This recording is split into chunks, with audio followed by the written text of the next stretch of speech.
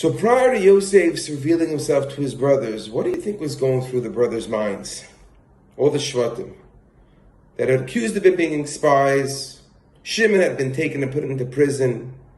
Now all of a sudden, on their way home, Binyamin's bag is found to have had the gviyah, the goblet of the viceroy, i.e. Yosef.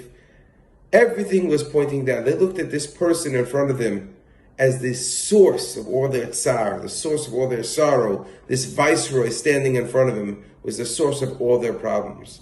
Then, in a split second, Ani Yosef, all of a sudden, the source of their problem ended up being their brother who loved them dearly, Yosef HaTzadik, who put them through what they had to go through for whatever various reasons they had to go through it. Yosef understood that, and now he reveals himself. Says the Ishbitzer, this is the Makor, the source for all suffering. What happens? We always feel the suffering itself is the worst thing, but a lot of times, the Yeshua, the salvation, ends up being in the suffering.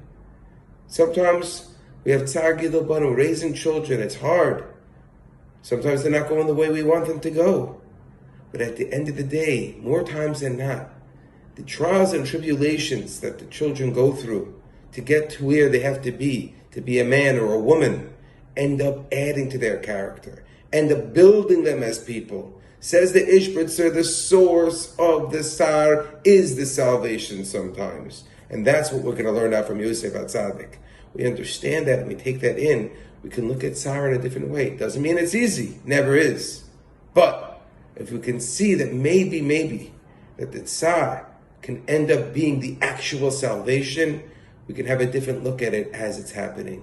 We don't wish Tsar on anybody. It should never happen. Everyone should live the sweetest, most wonderful life.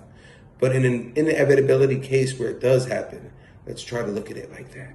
Have a wonderful Shabbos and a wonderful Friday, and Be'ezrat Hashem, a wonderful upcoming week. Good Shabbos.